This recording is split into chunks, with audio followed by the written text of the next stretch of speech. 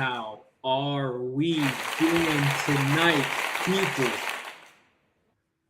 Come on now. Keep the claps going. Please, please, please keep the claps going. It is Wednesday, February 11th. Hump Day, as some people across the world may know it as. It's 6 o'clock, or no, I'm sorry. It's a 6:07 p.m. my time. Excuse me for the lateness. My apologies. But hey, y'all are here with me now tonight. That's what matters. We are watching De La Spurs live. I'm so glad to be coming to you guys live tonight. Keep a round of applause going for yourselves. Thank you for being here. You could have been anywhere else in the world, but you're here with me. And that's what's most important to me. I mean it. I love you too.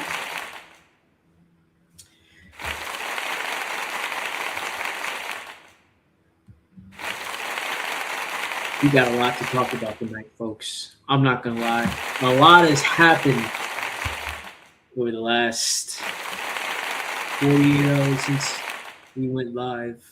The game has happened. Some management movement some movement in the management department happened. It's a lot, man. It's a lot for the Spurs fan. It's always something new every day. Yet, really, it's nothing new. I mean, this is like what, our seventh manager in 7 years. We'll get into it all, but a lot has happened. A lot has happened, so I'm going to take this one step at a time, As we all gather around in here, just know there's any moment that you feel like crying, high sense of emotion. It's a safe space. You're in a safe space. Spurs fans, you're in a safe space. All right? Just remember that. You are loved here. Well, some of you. Some of you match-going fans, not so much. But hey, listen, let's go ahead, start the show, put my big face on the screen. Here we go.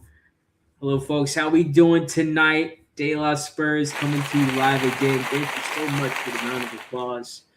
Boy, do I need it. Boy, do I need it. Boy, do we need it. We need a round of applause. I mean, come on. I mean, what's been going on with this club? The fact that you're still committed, still in your heart to follow this team, you deserve a round of applause. So go ahead, take a moment, give yourself a round of applause. I don't mind. But listen, we're going to get into it all, man. We got a lot of things to talk about. First off, another loss at home, this time to Newcastle. 2-1 loss at home. Just probably probably one of the worst home records right now in the Premier League. Has to be one of the worst home records right now in the Premier League. I think only Wolves and West Ham or something would maybe have a worse home record, but I really don't see any other team. We just have one of the worst losing streaks at this toxic toilet bowl stadium. Yeah, so 2-1 loss at Newcastle. Pretty pitiful performance. I mean, you got a goal, which is something, but what is that in the grand scheme of things, really? If we're just going to lose at the end of the day, I think our goal difference is still in the negatives now anyway, so we're still conceding more goals than we're scoring. So really didn't I think after the first goal, I mean, we equalized, but then we just immediately conceded. I think the team just kind of gave up right there. I don't think there was enough to try to get a fight back into the game. So we had that. Then, of course, we have the big news. Thomas Frank is gone. Get him gone. Get him gone. Dude said that. But, yeah, Thomas Frank fired from Tottenham Hotspur. He's sacked, fired, cut, terminated. Services are no longer required here to manage at Tottenham Hotspur. He's gone, man. He's gone. All this time, and he's gone. So we're going to talk about just what that means. Is there a plan from here? Do we see that our ownership is going to do something to make this better, worse? We'll kind of get into it all. But first, before we get into the show, of course, we got to do the beginning logistics. Like this live stream, follow me on X, subscribe to the YouTube channel, do all of that for me, please, so we can get this De La Spurs content out there to the people. I want more and more people to interact with this. Not saying that we need more views, but I want more interaction. So feel free to throw a comment if you're watching this live. If you're watching this in the playback, throw a comment in. What do you think about the content? What do you think about what's said? What do you think about what's going on with Tottenham Hotspur? You don't even want to talk about that. You just want to talk about your day. Throw in a comment. You want to tell me to go F myself, whatever it is. Throw a comment down there. I don't mind. But yeah, like this live stream. Subscribe to the YouTube. I post whenever I'm going live, so you'll get the time and date when I'm going live. I mean, it's Monday, Wednesday, and Friday, 6 p.m. Central Standard Time. I'll just say that now. But I will post in advance when I'm going live, Monday, Wednesday, Fridays, if there's any holdups or anything. I'll also even put the topics, what we're talking about. So go ahead and lock in so you know, so you're already in the know, you're already in the game. And hell, you'll be able to tell your friends about it. Say, hey, at 6, I'm about to watch this De La Spurs show. Come watch it with – no.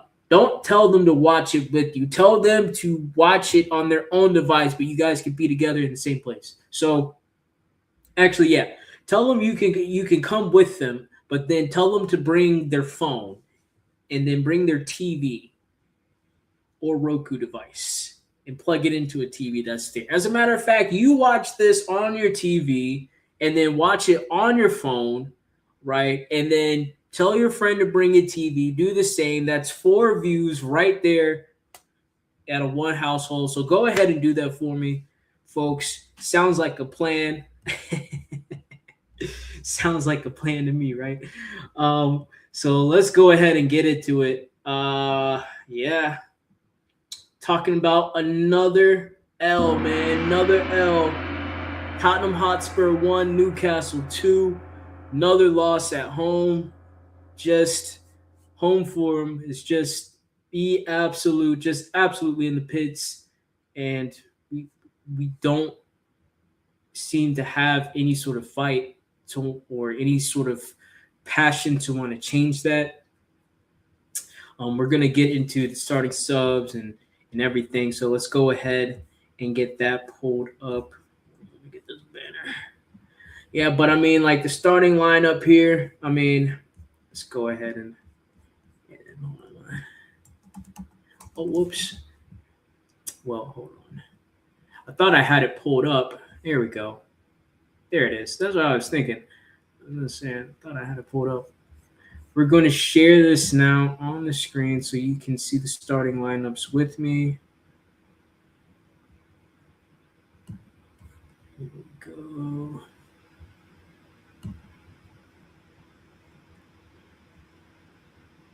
One second here, folks.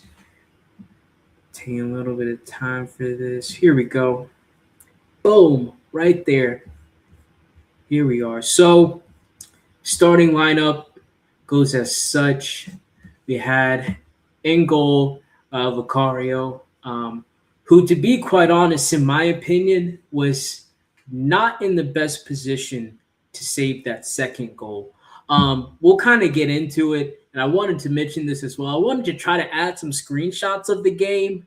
Can't really do that with NBC. I didn't know they blocked it out. It's tied in with the technology. I thought you'd be able to just screenshot it on the laptop or on your phone, but you can't. So I'm going to have to finesse some sort of way to kind of take some screenshots or action shots whenever I'm like getting notes of the game, because I do take notes whenever I can when I'm watching. So sort of you guys can have kind of the snapshot of where I'm coming from, and whatever I'm talking about as far as perspective in the game. But yeah, I'll get into that later when we're talking about the two halves. But Vicario in goal. In the back for defense, we had Jed Spence, Mickey Van de Ven, Radu Dragusic, and Archie Gray. In the midfield, we have Pape Sarr, Basuma, and Connor Gallagher. Out wide, we had Xavi Simmons, Dominic Solanke, and Wilson Odebear. Odebear going off with that ACL injury from what I'm seeing now. So injury to him. See there, Connor Gallagher. He also had an injury sub. So picking up more injuries. It's just a another day at Tottenham, right?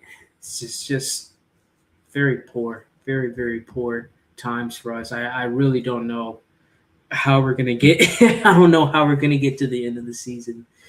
But looking at the starting lineup again, I think the only thing you can criticize is that we do have Souza available. So I think people are saying put Souza, started him as a left back, put Jed Spence in his natural position, so you didn't have Archie Gray at the right back. I think as well, you could have started Polina and had some strength in that midfield. But then again, once it tailed off towards the end of the game, would you regret that if if their midfield just started walking all over us, especially since Tonali wasn't starting and he was available? He did go in towards the end of the game as well. So a little bit of give or take there. But those are probably the three or the two main issues I think people were seeing is that, they don't – there's no reason to not start Souza in that game and let Jed Spence play in his natural position. And then if you put Paulinho in the midfield, maybe that would provide a little bit more strength. Yes, you could say the midfield wouldn't be as mobile. Maybe it wouldn't cover as much ground, but you would have someone who's going in, trying to win those tackles, win those second balls, and maybe that will affect the game a little bit more. So we'll go into the first half versus the second half. Now, interesting enough, first half, terrible, right? Who would have thought the first half was going to be absolute crap? It's not like it's anything that we've been seeing over the last games. But yes, sadly enough, first half was absolutely donkey. You can see here, we'll scroll down here.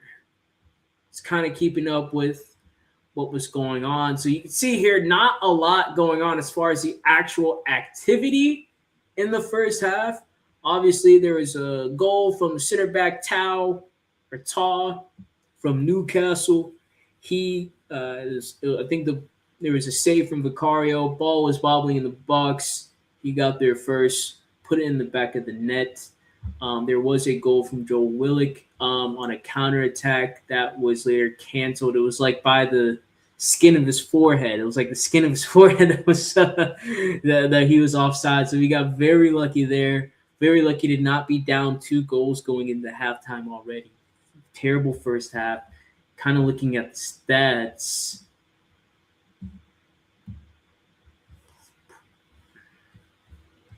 So looking at the stats, first half, right? Newcastle dominating in possession. They're the away team, by the way. Newcastle was the away team, by the way. Newcastle was playing away from home. They are in terrible form, right? Does it have their form? We'll pull the form table back up, but in terrible form. Had terrible away form as well. I think they weren't doing well on the road either. So some Dr. Tottenham shows up. Guess what? Checking in. Dr. Tottenham checking in. Again, another case of the Dr. Tottenham. So just see here 1.8. You can honestly say that was two expected goals, but that one was counted offsides. They had three big chances, 11 shots on goal. Vicario only having to make three saves, though. They had 9 corners to our 0. So they had us pinned into our end of the field. And do they have the momentum tracker? Yes. You can even see here in the momentum tracker here just how much momentum they had in the first half. It's all Newcastle. They were dominating us. They wanted to get that first goal so they could probably sit back in the second half. They know that we can't score. They would rather rely on their defense, goal up, than trying to go for it in the second half against us and it'd be a shootout.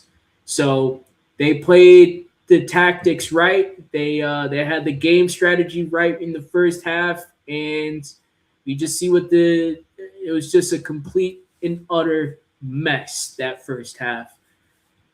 Now, fans were booing at half. Of course, I didn't hear any chants about Enoch out. I didn't hear any chants, at Lange, Vinay, nothing. All the hatred and all the this vitriol was at Frank. It was all towards Frank. Now, granted, I get it. We weren't set up in the best way as we can see. There was absolutely no inspiration, no fight in that first half. And that's on Frank to get the players up for this game. Even though there's injuries, even though there's probably players who are playing injured right now in the squad, as well as players who are out on injury. As a manager, you got to be able to round up the troops, get them inspired to go out there and fight, especially in a situation in which you're looking at a relegation battle. So,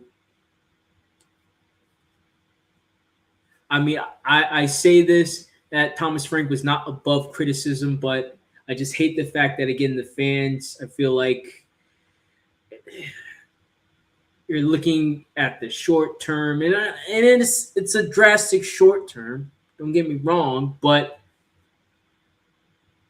it just feels like every time there's an opportunity to make your voice known, to actually have a go, you don't do it. And you go after this fall guy and the next fall guy. Because what happens from this point, after, we kind of talk about Thomas Frank being fired, is that do you boo the next manager, right? What if the players are playing the exact same way? What if the interim, whoever it is, just says, hey, we're just going to play how it was with Frank because that's all you guys know. I don't have enough time to implement any tactics. And we see the teams playing the exact same way. Are we going to continue to boo? Will we boo then? Or will you actually go after the owner? Like, will you actually start directing the energy and the hatred towards where it needs to go? Because we can't just keep blaming managers, can't just keep blaming players. We know these players suck, right? We have an interim manager. We know he's not going to do anything. So who are you mad at? Who do you need to be angry at? Who do you need to direct your anger and hatred towards? It's the ownership. The only constant, the only thing that's sitting there making the decision. Listen, well, I'm getting off to a rant. Second half, talking about the second half here. So, second half, Thomas Frank, of course, makes his second half adjustments. We look better on the ball, more offensive, have more, what's the saying, go-to-ativeness.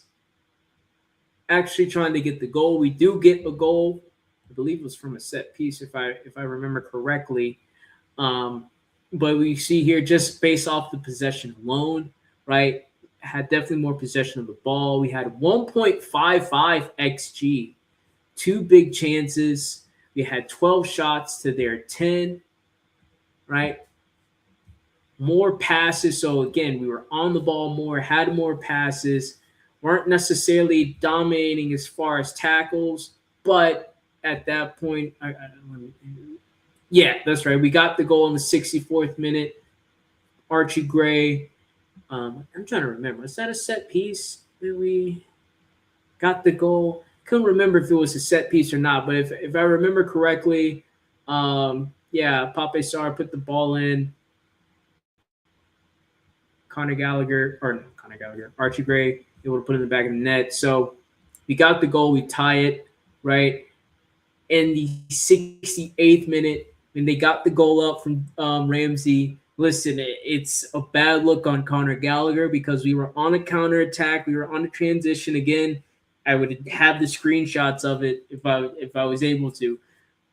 We are literally on the transition, on the counterattack. I believe Xavi Simons was in on goal, like on the shoulder of the defender, and nobody was going to be able to catch up with him as soon as he got the ball to foot. And Conor Gallagher just could not connect the pass to Xavi Simons. We concede possession. Newcastle get the ball in transition. I think it was Aaron Gordon on the ball. Again, Conor Gallagher tries to close him in, right? But gets the ball. He's nutmegged by a pass. It falls right in front of Ramsey. Ramsey pretty much just strikes a ball into the back of the net. I say this, again, I wish I had the screenshots. I try to take the screenshots of the game, but Vicario's position on that second goal was terrible. Terrible position on that second goal. If you were to go back and look at the game, he's off to the left more, which granted they were on the left side. They were looking at the left side, but I don't think it was a good goal.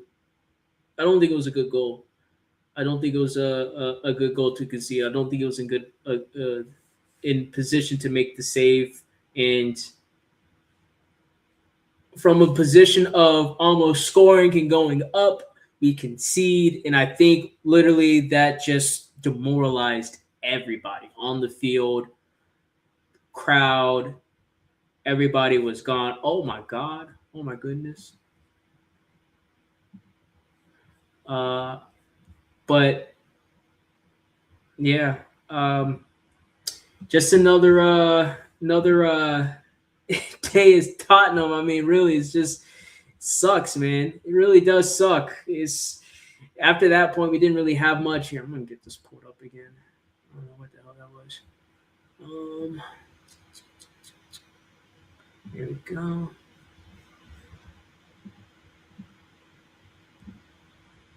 Share the screen.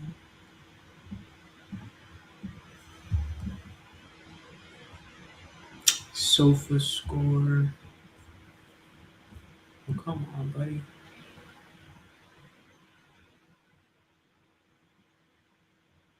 Oh.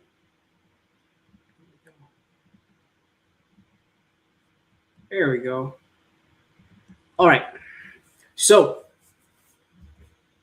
get that pulled up here. Second half, right? So,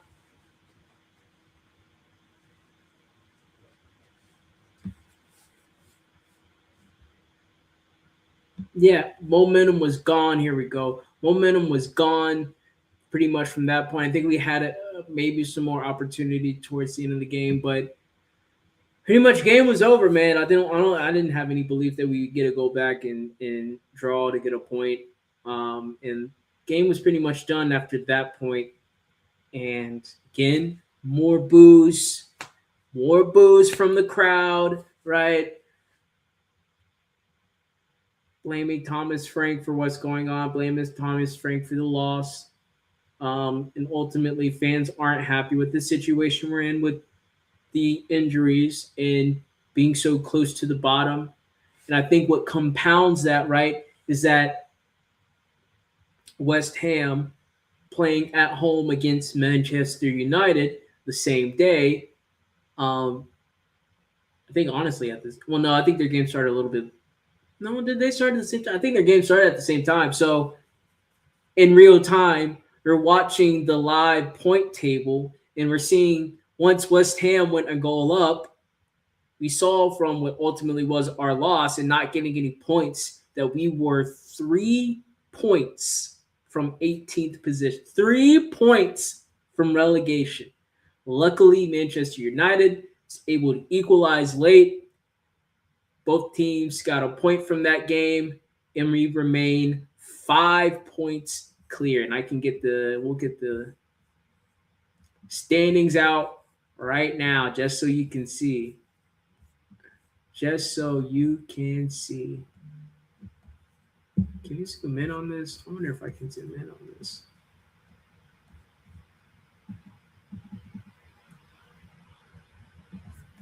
So just so you can see the point table and just where we are, first of all, you can just see just how dreadful the form's been. I mean, other than Brighton, who are also just in a terrible slide right now, every other team other than Wolves, who are all right, they're in relegation. They pretty much they're only 9 points, but I think they've almost accepted at this point that they're getting relegated. They're going down, right? Their ownership, right, in a terrible position, not doing the right thing. And regardless if you say Wolves shouldn't go down or they have good enough players to stay up, when you don't have a plan, you don't have the right players, injuries, manager tactic, whatever the culmination is on the field, when it's not right upstairs, it won't be right downstairs.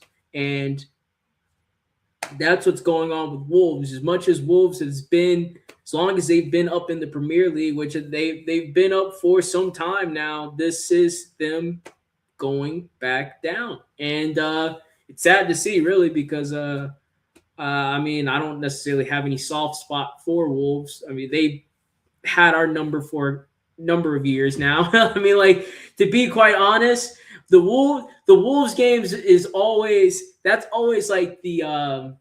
it's always like the litmus test for a Tottenham team, right? Because funny enough, Wolves have always had this sort of they've had some players with some tech, some skill. I think they're lacking that a little bit now in their squad. I think that's why they're doing so terribly this year, is because over the past years, regardless of who the manager was, the recruitment, they were always able to get a couple of players that just, when they're on the ball, they just, I remember at one point they had Sarabia, they had Mateus Cunha, they had Aiton Nori, they had, what's his name? Traore. And I'm not saying these are absolute like skillful techie players, but they've had some pretty good players on their team. And I think that's what just helped them stay up. But hey, like I said, recruitment is, you could say, has probably gone down from that point. And it probably just hit a low with their recruitment as far as what's going on the inside and upstairs, and who they want to bring in, and the ethos of the football they want to play, and having that identity, right? They may have lost sight of that. So the recruitment falls off. The quality and the depth of your squad falls off. So no matter what manager you're bringing in, you're bringing in any manager and every manager you can to bring in to fix the situation, right? But it doesn't matter what tactics you can implement as a manager. There might be some teams that are beyond saving just simply because they're just not that good. They're not good enough. There might be a manager out there, but you're going to have to go through the Rolodex of manager to find that precise manager that's able to motivate, simple enough tactics, and have a good enough, rely on having a good enough season with not having any injuries or anything to go above and shoot and fight above, their weight class in a sense, right? So Wolves is an example. They should be looked at as an example, one of the closest examples for Tottenham right now. And I know financially, two different ballparks, right? Wolves can't command the wages that we command. They don't have the platform of being a Big Six club, but they are an example of a team that's been pretty much solid in the Premier League, right? Wouldn't think of them going down, especially with the players and the squads they've had, the good games they played against the big teams. And now when things are a mess on the inside, and I know things are a mess I don't know specifically, but I do know their fans are not happy with their ownership whatsoever, and things are a mess. It's running as a mess. It's not just because of the form. It's been a mess for a while there, and their fans have been upset for a while over there at Wolves. So this is just a culmination, and it can be similar to what we're seeing, or I shouldn't say it's similar to what we're seeing with Tottenham, but boy, oh boy, can we look at that as an example that anybody can go down. I mean, we've gone down before in our history. It's not, I wasn't there. I wasn't a fan. I wasn't alive, but it's happened before. So, fans at that point, just to get back to my point at the Newcastle game, they were looking at us being 3 points, 3 points, 3 points away from being relegated. It is just, oh my goodness, fans were absolutely losing. Thomas Frank did it right. I'm sorry, Thomas. Obviously, it cost you your job now. Like in hindsight, definitely didn't get it right. So sorry, buddy. Just have to go with the big no on that one. Big thumbs down. Big thumbs down on that one. So sorry. Yeah, it's just this is what it is. Thomas Frankie didn't get it right. Like I said, just to be serious for a second, just to kind of hone in. Like I mentioned with the subs, I think as far as the personnel and what we have, then you could have done a little bit better. Now, granted, you may not trust Souza in this game, right? You may say, I want the midfield to cover some ground, but there's some fight in those players. Paulinho, I would have loved to have the fight of Paulinho in that game alongside Conor Gallagher, who, I mean, was at fault for one of the goals and almost or pretty much prevented us from taking the second goal. But Conor Gallagher was in places. He had energy, right? He was doing what he could in the game. You wouldn't have to play Archie Gray at a right back. You could put Jed Spence, his natural position, at right back, and go forward that way. And maybe just maybe that would have provided some more calm. Maybe just maybe players knowing their position, the defense would have been structured a little bit better. Maybe just maybe we'll never know now, will we? So there's criticisms of the starting lineups and everything. I don't think you can necessarily blame him for the subs. That's why I really didn't bring it up. We really don't have anybody. So there's not really much you can say. Who do we bring off the bench to change the game? Or we have this depth in the in the players. What in your mind? How are you gonna tactical ourselves out of this? He made slight adjustments in the second half, like we usually do, but no, I don't really think much as far as subs you can do. And then, yeah, I mean, team fought, did what they could in the second half. Wasn't good enough, and that first half was absolutely god awful, dog shit football. So, yeah, Thomas, you got it wrong, buddy. You got it wrong. Now, this is gonna be interesting, knowing the context of what's happened at the time watching the post match interview. Very, very, very interesting. Very interesting stuff going on in the post match interview. Now, I don't. Where here it is? Where is it?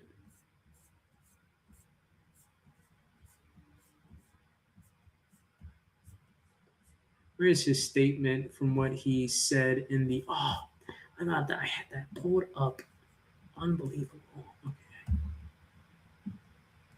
Let's see here. Give me 1 second, folks. I'm sorry. I thought I had a tweet pulled up with an answer from one of his interviews, but I was wrong.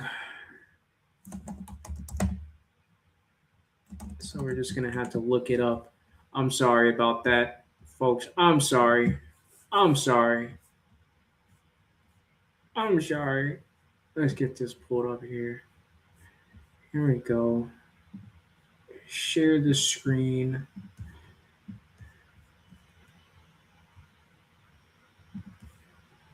Boom. So, post-match interview, as you can imagine, is or was pretty rough. They're frying that boy. They're frying that young man, and I think those journalists. Listen, man, journalists are brutal. I think they smell the blood in the water. So right off the bat, I'm not going to go through every question and answer. But how do you feel when you hear the crowd's reactions towards you? Will you still be in charge in the game against Arsenal?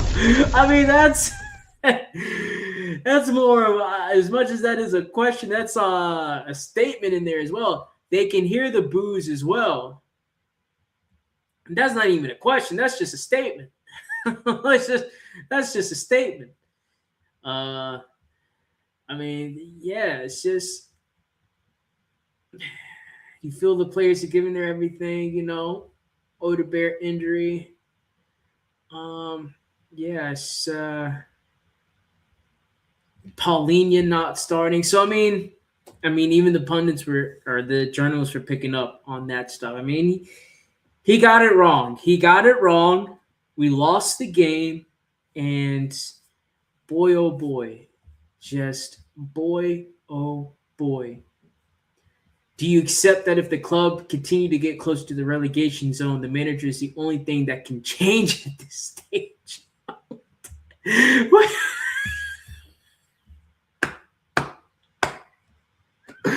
what kind of question is that?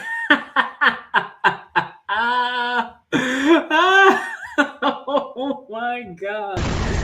Yes, man. Yes, man. They're frying this boy up. Oh my goodness. Now there is a question. Maybe it wasn't this post-match interview. Maybe it was the TNT. I'm sorry, folks. I gotta find this tweet again because there's some about him saying he was speaking with the ownership behind the back. I already talked with everybody.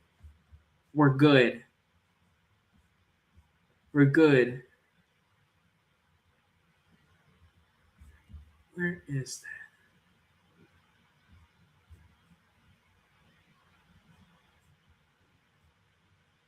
Oh man, I wonder if I could try to find that tweet again. I was trying to find it, but maybe we can just go through these questions. Maybe it'll hint at that. I don't think he did in this interview though. I thought it was on TNT specifically, but I might be wrong. I might be wrong. Let's see. It wasn't from this. Let's see. It was about him being in the job.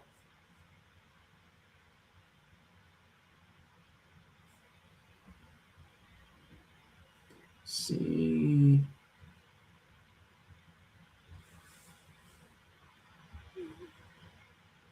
See here.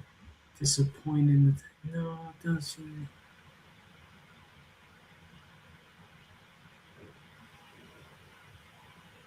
Was it this?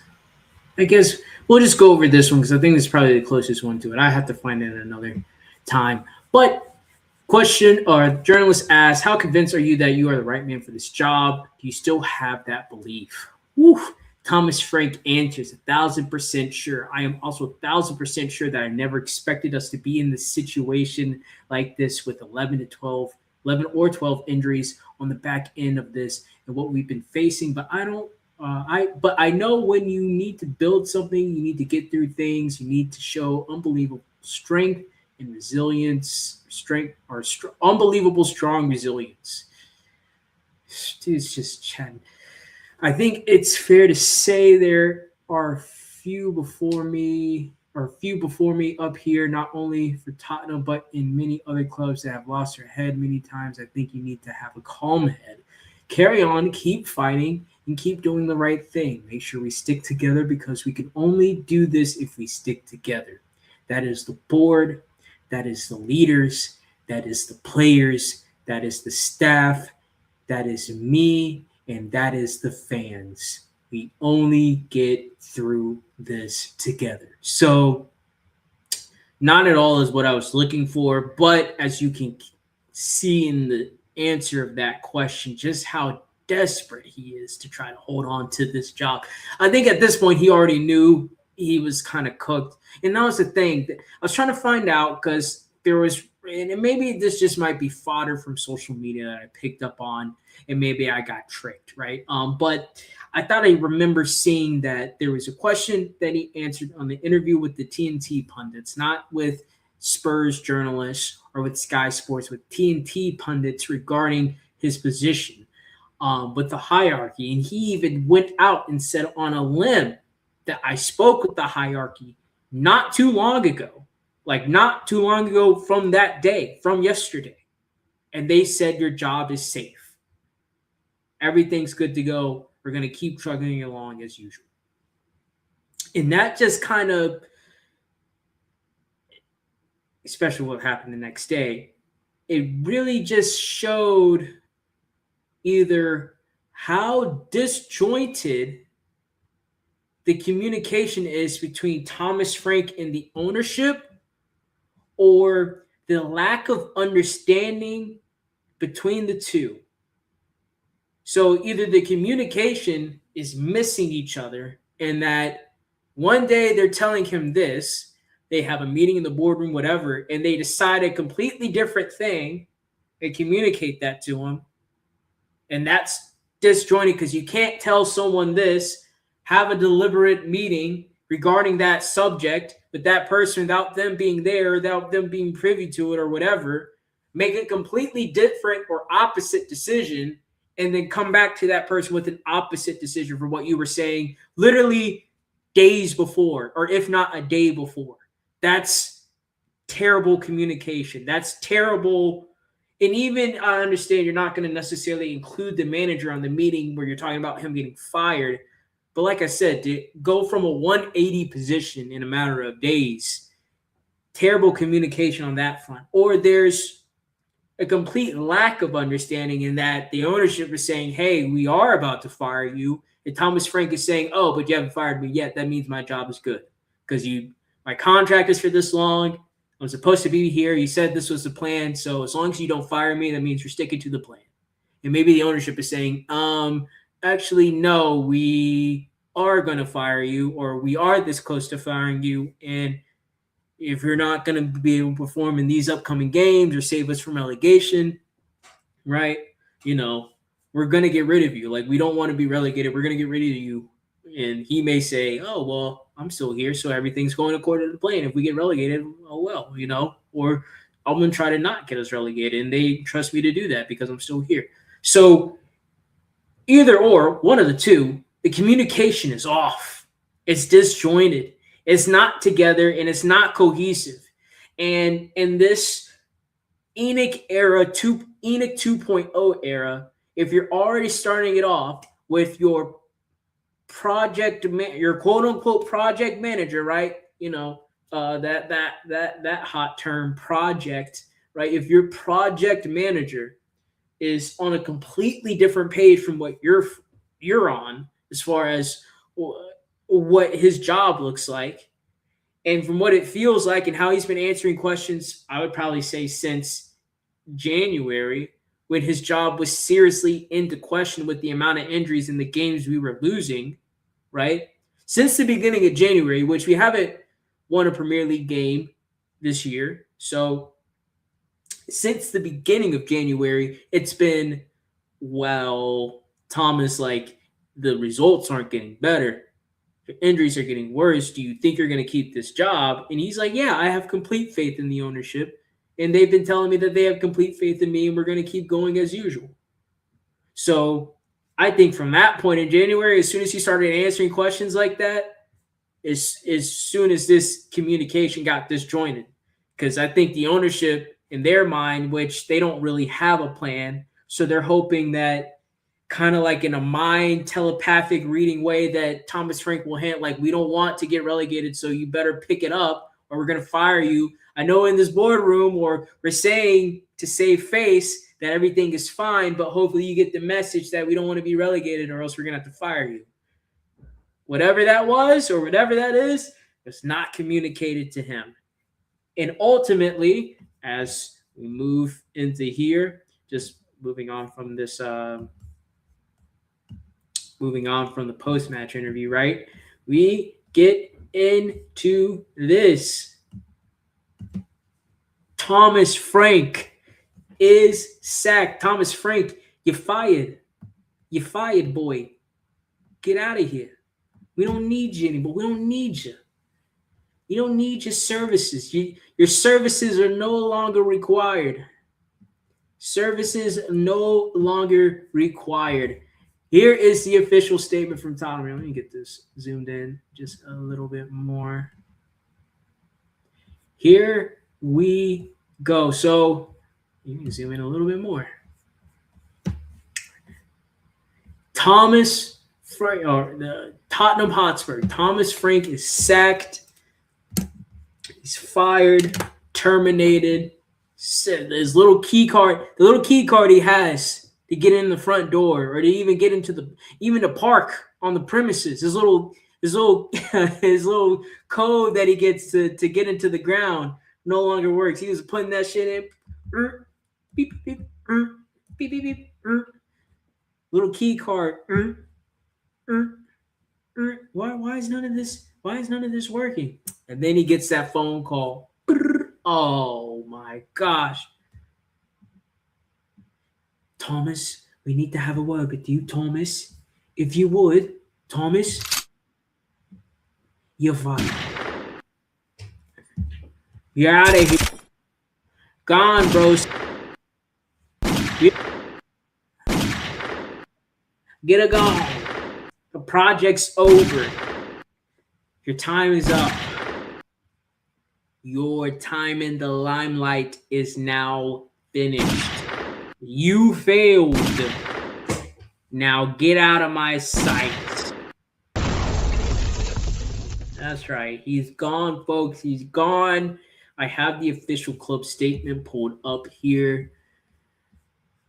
The club has taken the decision to make a change in the men's head coach position, and Thomas Frank will leave today. Thomas was appointed in June 2025, and we have been determined to give him the time and support needed to build for the future together. However, results and performances have led the board to conclude that a change at this point in the season is necessary.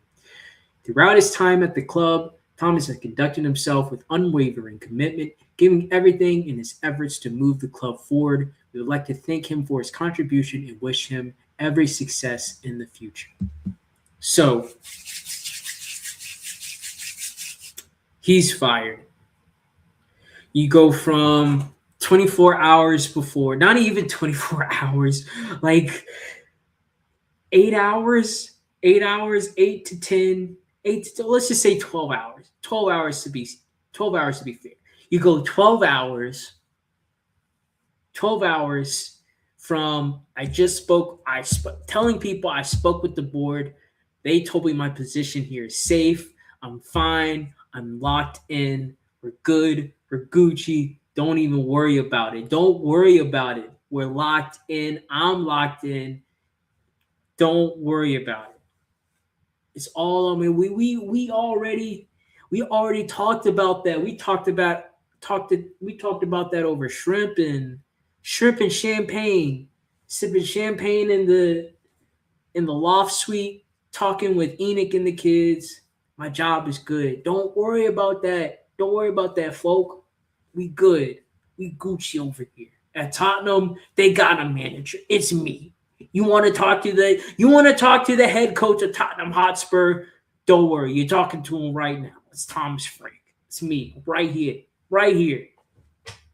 Boom. 12 hours later, you're fired. You're gone. Everything that you thought, all the belief and commitment this board said they had for you that you're doing, you say it's all gone. You go on X, I'm sure he doesn't actually go on social media and see this, but let's just say, for example, he goes on social media, he sees this, you're gone. Now, granted, they usually fire the guy and let them know before they start posting all this stuff, so he already knew, but to go from an interview in front of everybody at home after your most humiliating home loss, almost in relegation, to a team that was in terrible form, fans booing you, Players injured, uninspired by you, looking you dead in the face, can't smile, can't grin, don't feel nothing.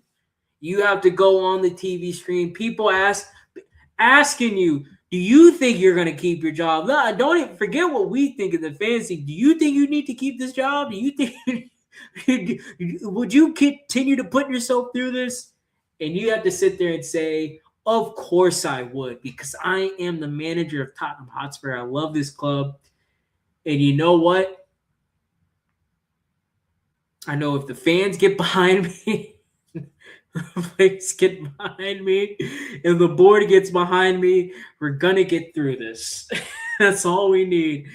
Everybody goes through this. We have to stick together. Stick together with me. And then literally everybody you just mentioned who hates you, by the way, probably don't want you in the job anymore, clearly didn't want you in the job anymore. They get rid of you. 12 hours. I couldn't imagine what's going through your mind right now, the psyche of just being absolutely roasted by this club. Absolutely roasted. I don't want to say he's a victim because he did this to himself. Tactics weren't. I think, first of all, right, you could say this was kind of like strike one is coming out in the press conferences and saying you're losing it. We're going to lose games. It's definitely we're going to lose game. I forgot the numbers he put down, but it was something ridiculous where it was saying we're only going to really win like maybe 12 games this season, and even winning in the 12 games this season, like half of those are actually going to be like good performances that warrant to win. The other 6 are probably going to just, kind of shit house our way through. 30 games are just going to be draws, and then the rest will lose. And we might even lose more games because we're not that good. It was something crazy like that. And it was like, bro, you can't say that like in your first position. Like, imagine getting a job. You walk into your job, regardless of wherever you are, regardless of whatever you're doing, and you're like, yeah, I mean, just kind of talking with the employees here, it's probably going to suck here. And even if I really try to do my job, I mean, this job kind of sucks. So the product's really going to be what the product's going to be. You really shouldn't really kind of look to me to see if there's going to be any improvement around the place. I'm just kind of going to be here and doing my thing. And, you might get a couple of happy customers. You might get a couple of happy reviews or whatever. But other than that, it's probably just going to be the same old, if not worse. And it's like, you can't tell an employer that. You can't tell an employer that. You can't tell a customer that. That's going to throw everything off. And even if you worked your ass off to improve the product from that point, the fact that you said that at the beginning, that's always going to be in the back of the employer's mind. So I'm sure the club, regardless of what you want to say, took note of that. All right. I'm sure obviously fans took note of that. Fans are bringing that up all the time when they were trying to roast him. So, I mean, that was like strike one. Strike two, I think clearly for everybody, it was a lot of time, but I think that home loss to West Ham, that was strike two for a lot of people. Losing to West Ham, London Derby, West Ham was horrible, still below us, still playing god-awful, but they've been in this situation before. They know that they need to get up for the last 10 games of the season to try to save themselves and not be in relegation. So they'll be up for it. But at the time we played them and we lost at home to them, they were shit before going into that game. They were on no form, playing terribly. I don't even think they had Jared Bowen in that game. They didn't have their best players playing. It was a mess. They were a mess at the time, and we still lost to them at home. West Ham were bopping the ball around us. They were moving the ball, 1-2 touch passing, just playing right through us like diarrhea. And I think fans were sick of this standing back, non-aggressive type of play. That's when fans are saying enough is enough. He either embraces the pass and push culture or whatever that is Tottenham, or he's not the manager for us. We need to get rid of him. Regardless of, I don't want to say regardless of results, but regardless of what happens from that point, I think a lot of the fan base made their decision. this guy is not for us. He's not for us. And obviously, I think the Newcastle loss is now strike three. That was the nail in the coffin. You could also argue the press conference that he provided, or the post-match conference he provided afterwards, was also a nail in the coffin. Yeah, it's just, I don't want to say it's unfortunate because, like I said, he did it to himself. 3 strikes and you're out, bro. But you're just one of the latest managers to get fried up by this club. And what I can say in Thomas Frank's defense, right? In his defense, he, like with a lot of managers were promised, he was probably told and sold a dream that this ownership say, we want to revolutionize Tottenham. We want to bring in a new age of success and hyperactivity and good football at this club. And we want you to be the person that is a leader, that oversees that and can help guide the ship into, better or greater waters, right? And he probably was walking out of that conference room. I want the job. This is for me. He's probably smelling himself too. They probably told him, you are a good manager. You're this, you're that. You did this, you did that. We value this. We feel like with these things that we've seen in you, you can do this, this, and that. And he's probably walking out of there, probably smelling his bottom lip. I can't believe, you know what? I do deserve this job. As much as Brentford or Tottenham is a bigger club than Brentford, I do deserve this job. I do deserve to step up. I should go for it. And I'm going to go for it.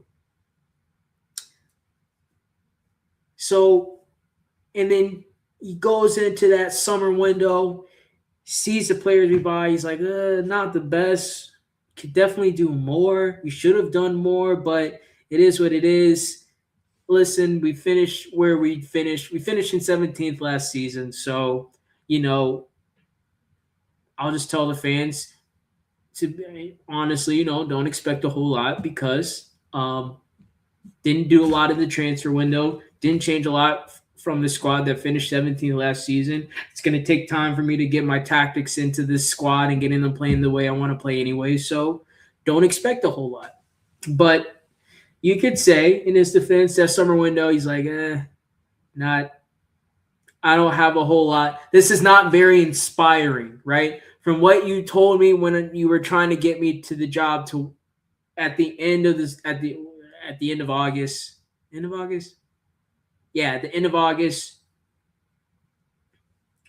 Those two visions, those two things that you were telling me about are completely different. Completely different from what it was before. So not a very inspiring summer window. You then fast forward to the January window when you have all these players out. I think at the time we had like 7 players out before it turns to 11, before it turns to 12, or however we have out now. I think it was only like at 7. So he's 7, and they go out, get Souza, they get Conor Gallagher.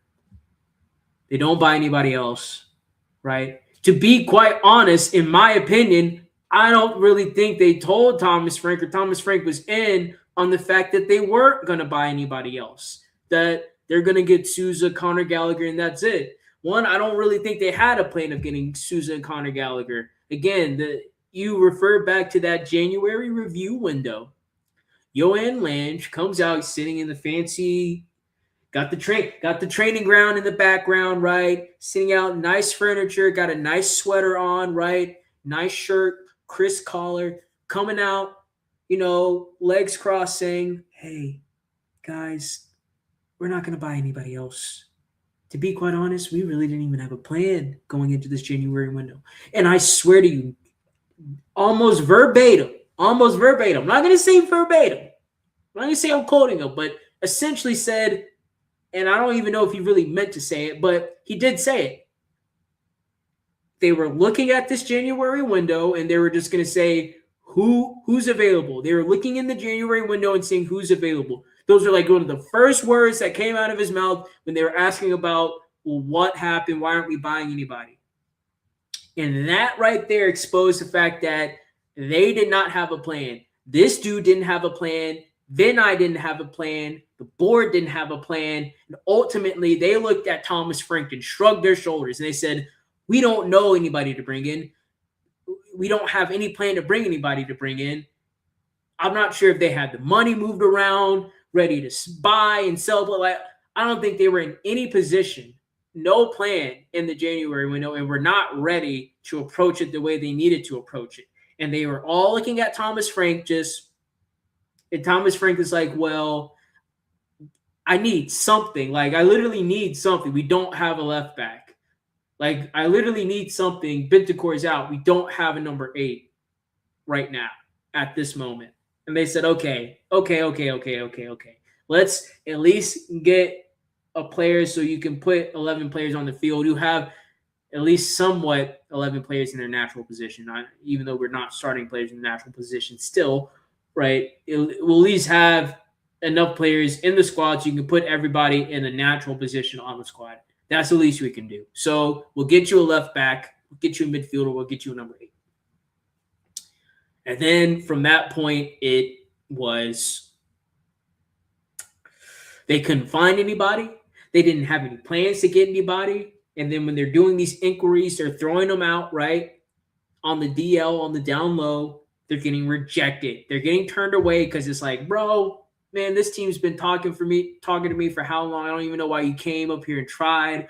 Or this team has been, I don't care about your money. This team is doing this. You guys are about to get relegated. Or your team has 7 injuries. I'm not coming in to get ran down and injured as well. Like, whatever the reasons were, we were getting turned down and rejected. And it got to the point where the team was saying, hey, we're just not going to buy anybody. We don't know who to buy because we didn't have any plan of looking to see who. We didn't have a plan of the players we were, a pool of players we were looking to go get in the January window. We were just coming to see who's available. And now we're coming in to see who's available. Nobody wants to come to us.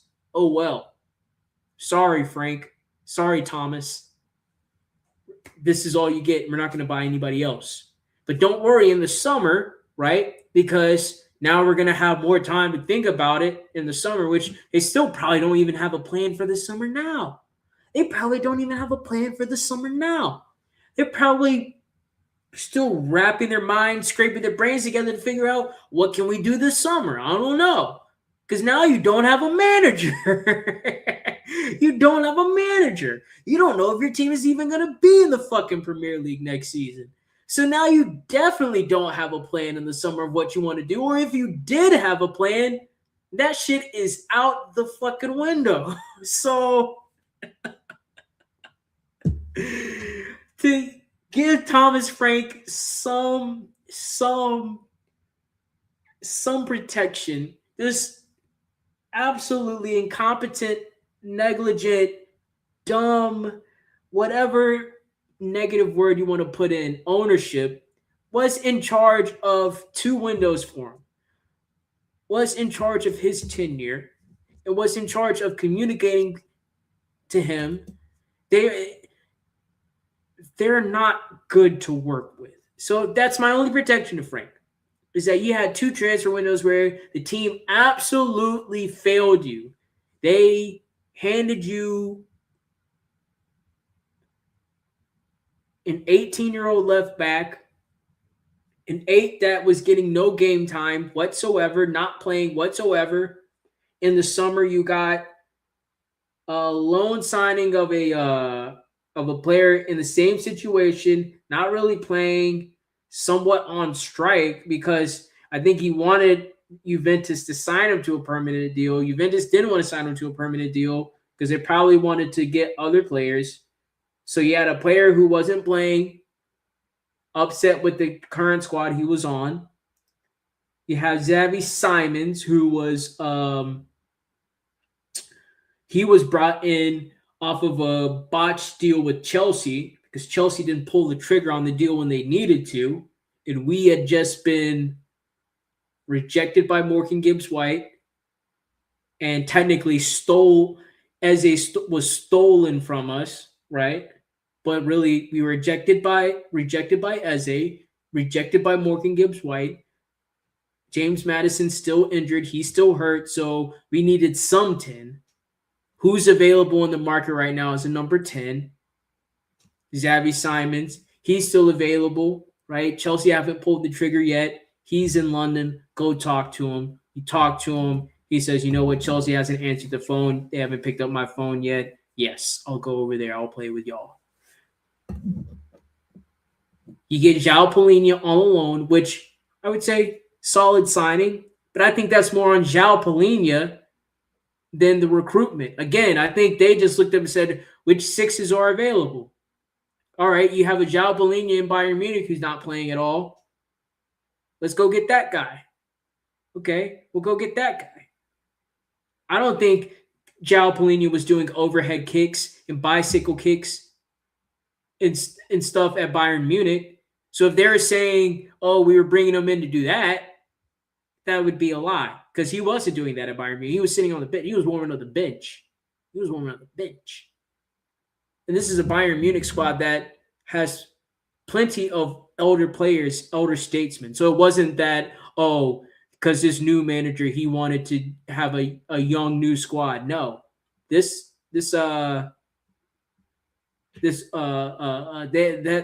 team had plenty of elder statesmen that were getting plenty of game time, plenty of playing time if it was warranted, if they earned the merit. So he wasn't. So he was riding the bit. Same thing with Conor Gallagher.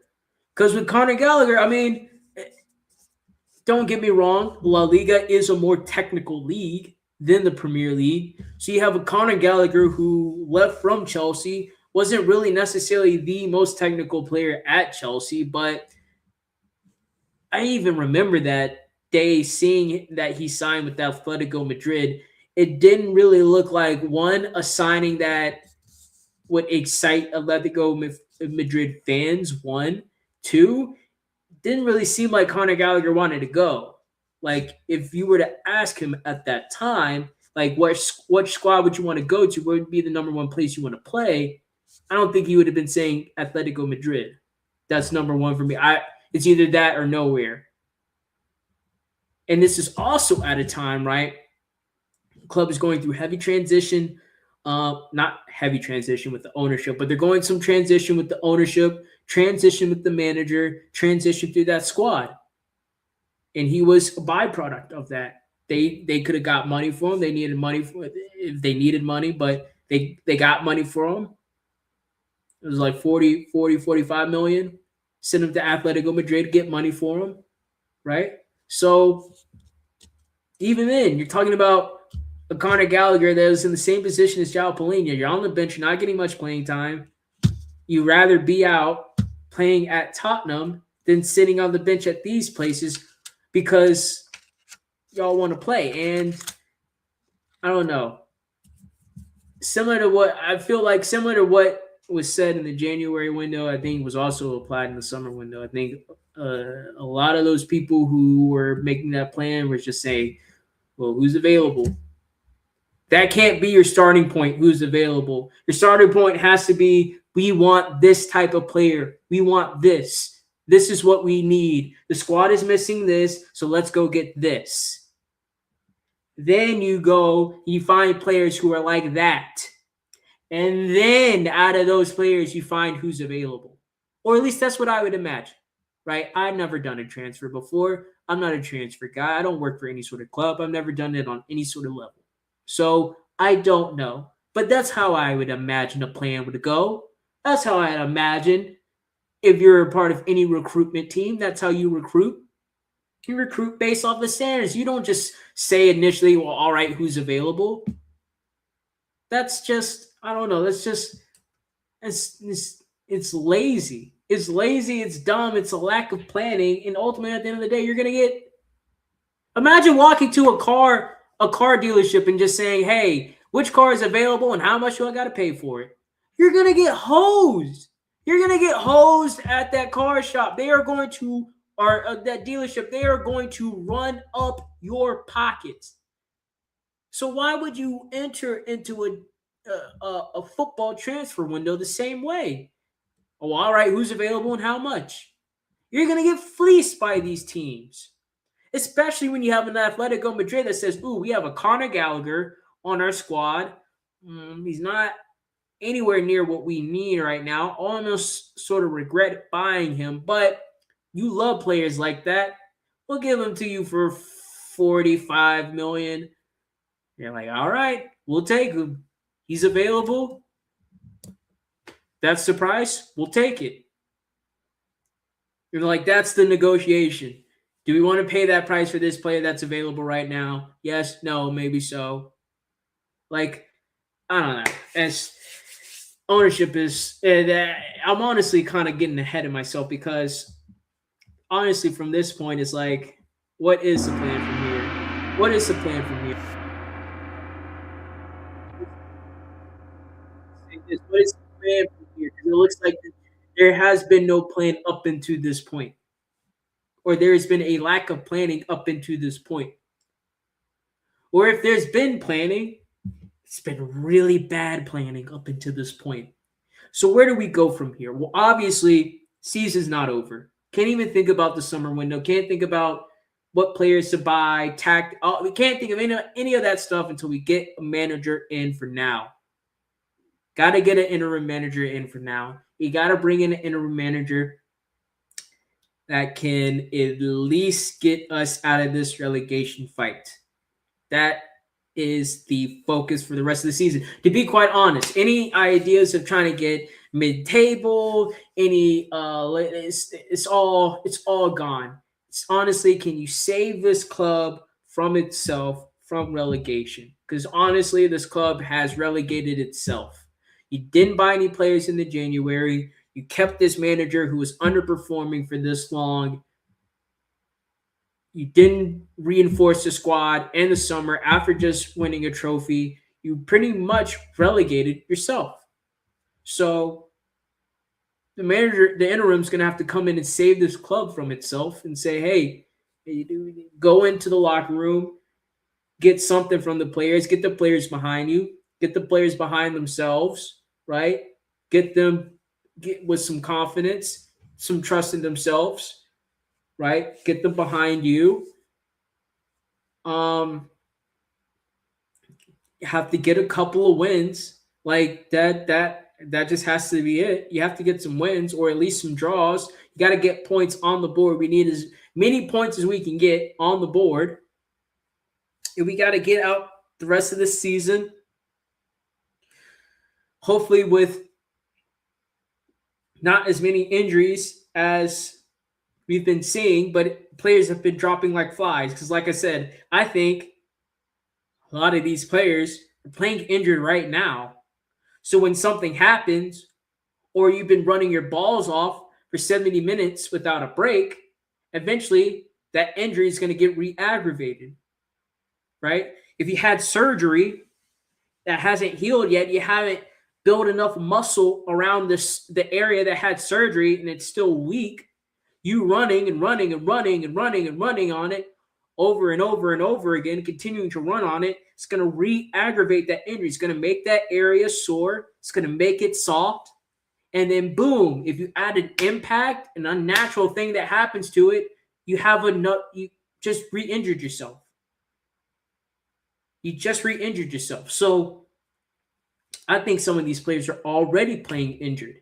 And that's why when you see them go down to something soft, minimum contact, they're just out there running on the field, and then all of a sudden they're slowing down, grabbing the back of their legs, or they're falling on the ground after some contact and they're just rolling around. Like, I think a lot of these players are playing injured. And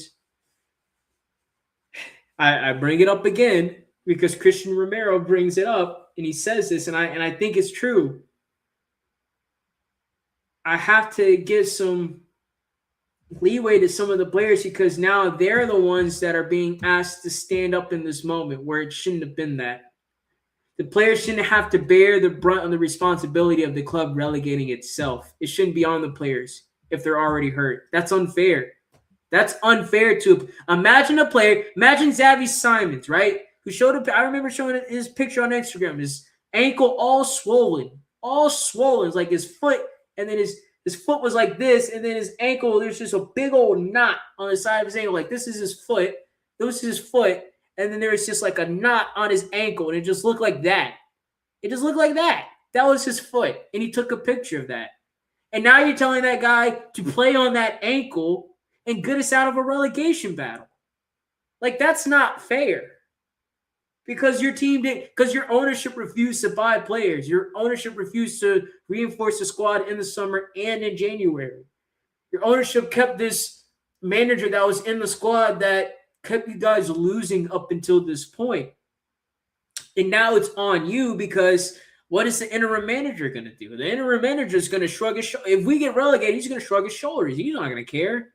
He knows his time here is temporary. It really doesn't matter. But you as a player, you're going to be stuck with that. You're going to be stuck playing in a championship level team, something you didn't sign up for when you signed for Tottenham Hotspur. And when they say we're going to be playing in it, because I'm sure these teams are selling these players the same load of shit they're selling the manager. You guys are going to be part of this big old wave and mechanism of success in winning in Tottenham that we're trying to breed into players and breed into the squad, and the crowd is going to be behind you because everybody loves Tottenham in London, and we want you to be a part of that because you're going to be the future in the face of success for Tottenham, and you'll be remembered for decades and centuries and whatever. I'm sure they're feeding that same BS that they tell the manager to the players. So I'm sure Xavi, right, Kolomouani, Polina, being told, oh, you're in the Champions League. You have a chance to do something that's great. Amazing things in the Champions League. You're going to be the future of amazing things that happen at this club. To now, all those players, pretty much all the players that you were signed with, they're either hurt or you're playing with them. No, they are hurt. They're just either not playing or they are playing. You're hurt and beat up. And now this ownership has gotten rid of the manager that brought you in and is saying, hey, there's going to be a relegation fight. We're bringing an interim, and we're going to be expected to get this team out of it. You're not getting paid any extra, right? You don't make any bonuses from keeping the team out of a relegation fight. You don't get any bonuses for playing on an injury, right? You don't get extra money, right? They don't give you an extra break. They don't give you extra time. It's still the same thing. Except now you as a player is being asked to do all of this for a club that frankly lied to you about being in this position when they first sold it to you. Now, granted,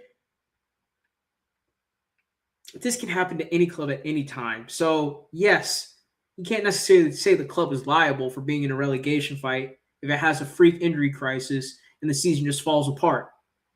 But this is a top 6 team that is in the Champions League that came to you with wages that can compete with other top 6 teams, some of the biggest teams in the world. Forget the Premier League, teams in the world. They came to you in a Champions League spot, coming off a Europa League trophy, coming to you, pitching you the future and success of this club. What player wouldn't want? What player wouldn't want to join? What player wouldn't want to be a part of that? All the framing you think is right there. And I'm sure in that conversation, they're judging it up to make it even better. But you're, at least from your eyes, what you see from the structure, oh man, it looks nice. They just won a Europa League. They're in the Champions League, facilities, stadium, London. Oh boy, oh boy, oh boy. Where do I sign? And then once you actually walk in to the actual office building, you just see how shit is run. So I say it's unfair on the players, but it's going to be on the players to get us out of this, right? The interim manager, he's going to have to get something from this. And the ownership, the board, are going to have to find some way to command all of that from both parties.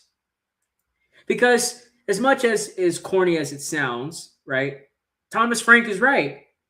We have to stick together in this moment because we can be relegated. So the ownership is going to have to get around the players. We're going to have to get around the manager. And all three are going to have to huddle together, do some sort of threesome hug thing to get through what we need to get through right now. And the fan base can be in the middle. They can be in the middle of the threesome hug on the ground or something. But, like, that's what needs to happen. That's the truth.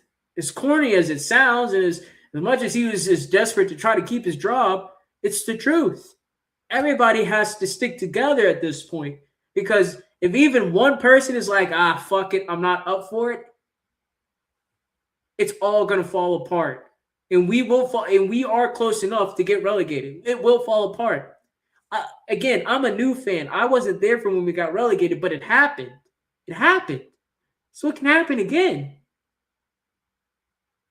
And I have to go back and look and read and see what happened, but I'm pretty sure the circumstances around the club were somewhat similar to what it was then. Freak injury crisis, players not playing good enough, you end up getting relegated. Then all of a sudden, you have half the money you were getting cut in half. You get put in a tough financial situation because you don't have nearly enough income to pay off all the money that you need to pay off in time. Banks want their money now. They're going to the lawyers, getting judged up, getting ready to go, and you put yourself in a sticky situation. Again, I'm not sure what the club was going through at the time. I have to look it up. But I know, and I've heard from Tottenham fans saying, hey, we did get relegated. Hey, there was a point that financially this club was about to be dissolved because the finances weren't right.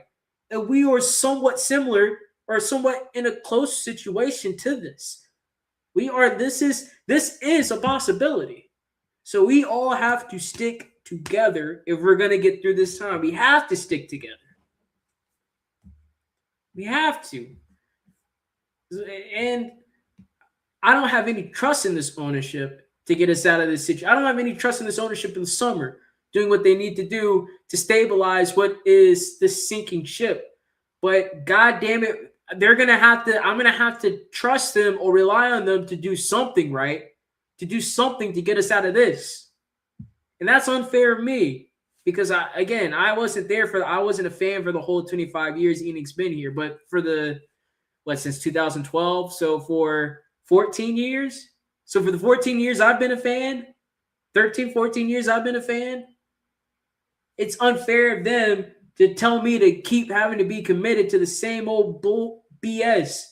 It's unfair to them that as much as I was committed previously, and as much as I'm disinterested, as much as they're not offering me anything as a Tottenham fan now, they're telling me now I got to dig in even more.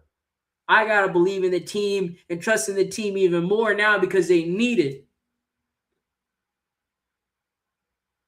So that's what the ownership is. This is what this ownership does to you, man. And now it's pulling everybody. They're pulling everybody's coat strings, begging people, pleading to people. We need everybody to stick together. And that has to be part of their message. If they want to release some little stupid dumb PR video, that better be the fucking message in it. We all have to stick together because that's the truth, unfortunately. Interim talk. Well, we're going to hit on this last subject and we'll call it a night. But for the interim talk, again, like I said, first of all, this interim has to be someone that has a closer relationship with the club, right? So I think maybe you can get maybe a former manager, former player turned manager in this position. The only reason why I say that is because, one, I don't think we're in any position right now to try to get a winning manager. I don't think we're going to get any manager that's of note as far as like winning trophies across Europe, stuff that top tier list. Even in a tier list, if you're talking about ABC, right now we're like at it's tough to get a C level manager right now. You're talking about getting a D level manager or down in the dumps and you just promote the assistant coach. What is his name? Heidinger? Whatever. Heidinger, Butterfinger, whatever. Don't touch my Heidinger. But yeah, I mean that's probably the worst option, the worst case scenario. At the least, you can say we can just promote this guy.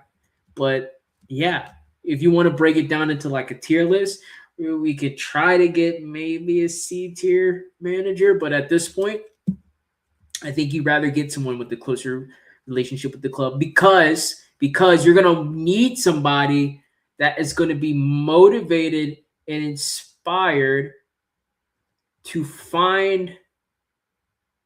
You're gonna have to find someone with motivation and inspiration outside of just getting a paycheck from Tottenham to motivate and inspire the players and everybody else at the club to fight through this relegation. So I know a lot of fans have mentioned Harry Redknapp. A lot of fans have mentioned Pochettino. I think mostly Pochettino, to be quite honest. But that's not going to happen until after the World Cup. Sadly, he's over here with my boys. All you English fans. Oh, why can't he come back? We just want him to come back. He's over here with my boys.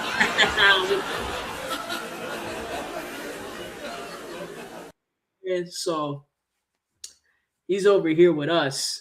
Once he's done, listen, once he's finished with us, he might be able to go over with y'all, hang out and play with y'all, but he's over here with us right now.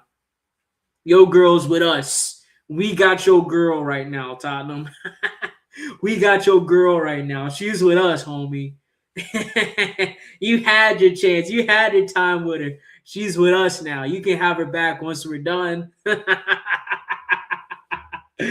But for real, well, on a real note, though, yeah, I think Pochettino's been the front runner for everybody. It's not. He's not going to be an interim appointment though. That's going to have to be for after the summer. So I think more than likely for the interim, you probably are looking at Heidinger. That's the only guy I think you have Harry Redknapp or Heidinger, and that's it. That's that's who anybody else I can think of. I think I know there were some shouts for Deserby, right? He just left Marseille, but again, that's something that would probably have to be done during the summer because I don't think Deserby would be able to come in and get really anything out of the squad. I don't think he'll be able to inspire them. I don't think. I mean, the tactics will be different. Maybe it'd be a little bit more front forward football. Maybe the defense will be better, but I don't know. One, in a matter of the next, let's just say the next 11 days, 10 to 11 days before this next Arsenal game, I'm not sure he's going to be able to get the team up for.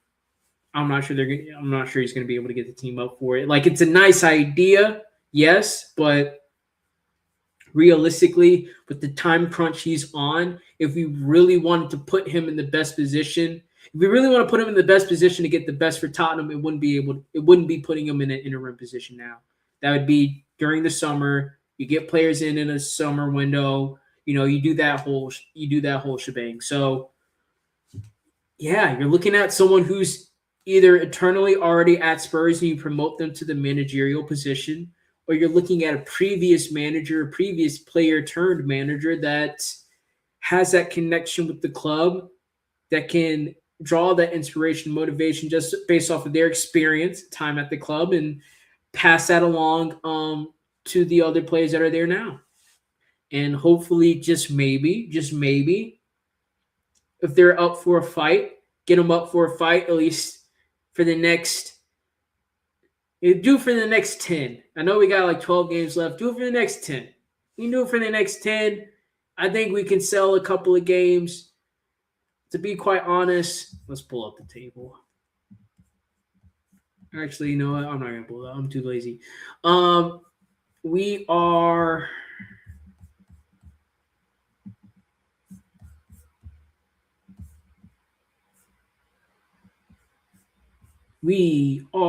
on 29 points. West Ham's on 24 points with 26 games left in the season. So yes, 12 games left. To be quite honest, God, To be quite honest, I would say if we can get 12 more points, so if we can get into the 40 range, we'll be safe. We'll be safe. If we can get up into 40 points, we'll be safe. We're at 29 now. We can get to 40, so 11 points, right? 3 wins and a draw. No, three three wins and 2 draws. 3 wins and 2 draws. Math kicked my ass a little bit. 3 wins and 2 draws. If we're able to at least do that out of 12 games, so at least win 3 games out of 12, so win a quarter of your games, right? You can draw almost the second quarter, right? Then for the third and fourth quarter, you can do whatever. As long as you can secure those two, you'll be safe. And I think we'll be safe if we're in the 40 range. If we get to 41, 42, 43, I think we'll be fine. I don't think we'll have to be looking, checking our phone on the last game of the season. But if we're not at 40 points by like the last couple games of the season, yeah, it's going to be scary. It's going to be spooky. Because, and I'll go ahead and share this just so you can see the form table, right? West Ham's form table looking a whole lot better than ours, right? This looks a whole lot better than ours. So even Nottingham Forest, right? Their form table looks a whole lot better than ours. They only got 1 loss in their last 5 games. We have 3.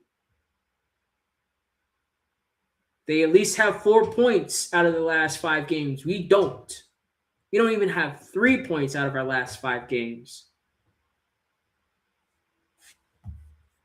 You can even take it a step further. Let's look at the form table at home versus away.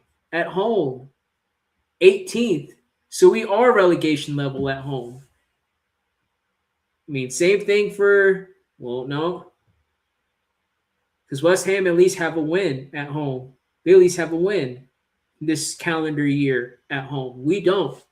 So you can see Nottingham Forest, I mean, they're not doing much better, but yeah. Dire times at home. You can see this whole bottom out of the 14 out of 20 teams, this bottom 6, right? Set of the top 6, the bottom 6, right? We're in the bottom 6. Crazy how time can change like that from top 6 to bottom 6. This whole bottom 6, right? The home form's terrible, but this is probably where it's going to be the game changer, right? Or that can be the game changer for us. If Tottenham, we can get some home wins, maybe that will be the game changer. What the hell? Maybe that will be the game changer. Because we look at the away form. Look at the away form. We do a lot better away from home, to be quite honest. But look what those other teams are away from home. 14th, 12th. So those teams aren't necessarily doing that bad away from home either. So really the game changer for Tottenham can be if we can just make this home form a little bit better. If we can at least get another win, 2 wins at home. I don't know how many home games we have left in the season, but actually, why am I saying that? Let's just pull it up.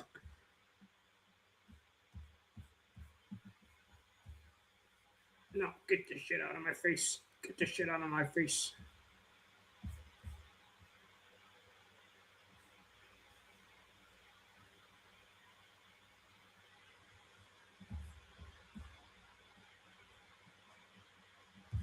Does it have the... Where did they have a schedule?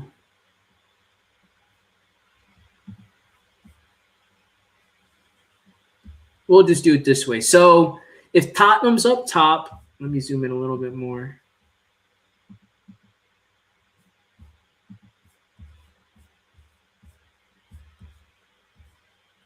Ooh.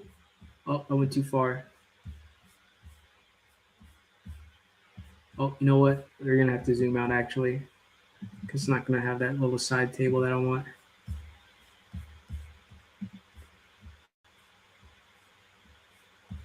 It's not going to have that little side table I don't want. Let's see if we can. Well, let me see if we can try to zoom into this little side table so you can at least see who we have left.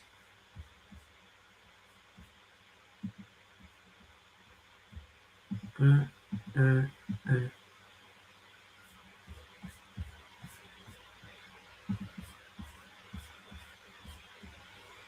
Yeah, I zoomed in too far.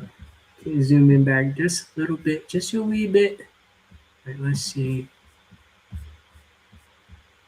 All right, here we go. So hopefully this is close enough for you to see. So Tottenham on top is a home team. When they're on the bottom, they're the away team. So we got 12 games left in the Premier League, right? So we got 1, 2, 3, 4, 5, 6 games out of the so we got half and half, right? So let's just do this, right? And let's see who we play at home. We play Liverpool at home. We have Sunderland at home. We have Wolves, Aston Villa, Chelsea, and Arsenal at home. To be quite honest, I don't think we're going to beat any of the big 6 teams at home. So mark out Chelsea, Liverpool, and Arsenal right off the bat. Aston Villa, we have a chance. If we have a new interim manager, Wolves, we definitely have a chance. But guess what? It would depend on where we are on the table, but that's going to be a relegation battle. So that's going to be a scrap. That'll be a super scrap.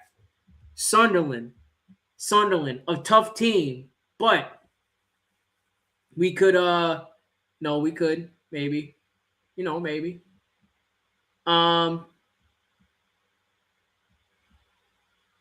Wait, no, I'm sorry. When Tottenham's on top. So I got this all mixed up. I just did this all wrong.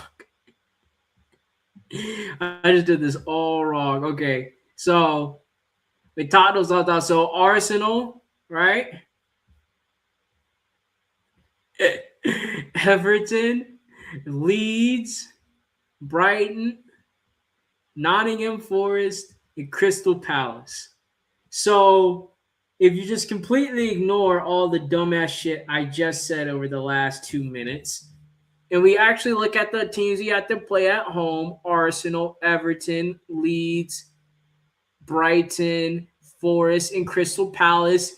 Those got to play Forest. They're in the relegation fight with us, right?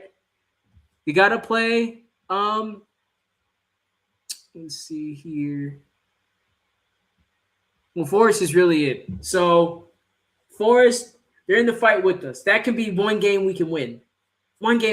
Crystal Palace. I don't think Crystal Palace is good. We can win that game at home. That's the last game of the season.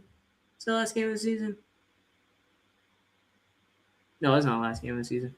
It's just okay, it goes down. All right. So we got Crystal Palace. We can beat them. Nottingham Forest. I think we can get something from that game. Brighton hasn't been very good either. We can get something. These are very winnable games we can win at home. Leeds ain't nothing. We can beat them at home. Last game of the season is Everton. We can beat Everton at home. So if we can get some home wins, that can be the difference, right? That could be the difference, especially if we keep up the away form the way it is. That can be the difference between us being relegated and not being relegated. Just so that we can wrap up, I just want to hit on this because a lot of people have been saying they want Pochettino back. I want to make this point very clear. If you want your girl back, you're going to have to pay. Your girls want money. They need money. Your girl like money, okay? Your girl like money, all right? I'm sure you knew that, but your girl like money, right? She like to spend money, right? So you're going to need money. You're going to need money, right? If you want your girl back. It's as simple as that. Let's just... I got a couple articles. The reason I want to say that is because I want to show these articles, right? So first of all, we're going to do this because I hit on this point and I expressed this before.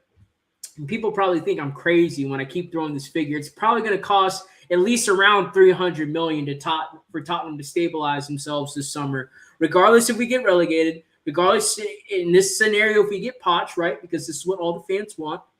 It's going to be $300 million to stabilize this. And even once we stabilize, I'm not sure if we're going to necessarily automatically compete for Europe again or automatically go for the Champions League or be a cup team again. This is just to stabilize the situation we got now.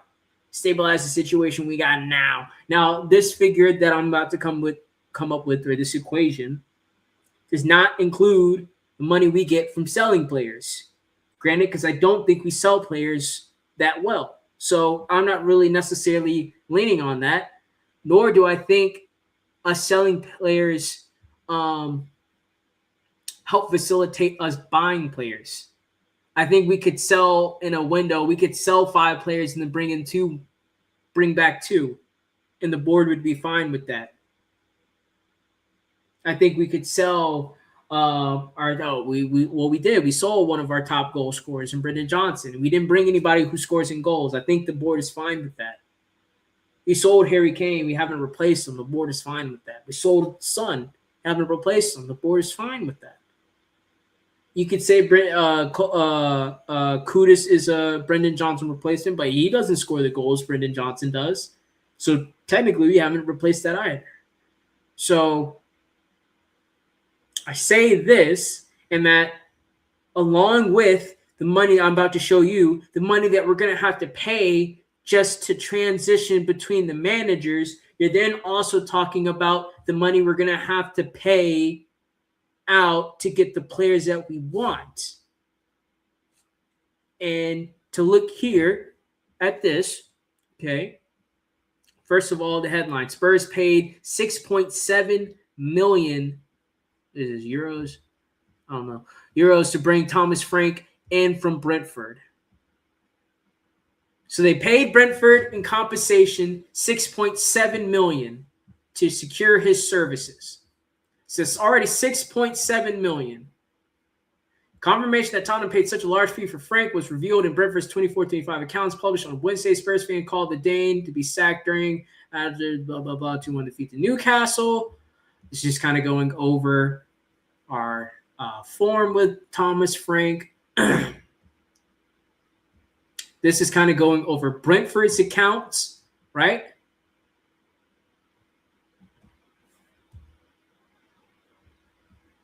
So going back up to here, it says a note on the club's other operating income refers to $6.7 million received in settlement agreement in relation to guaranteed compensation receivable in relation to the departure of on-field staff.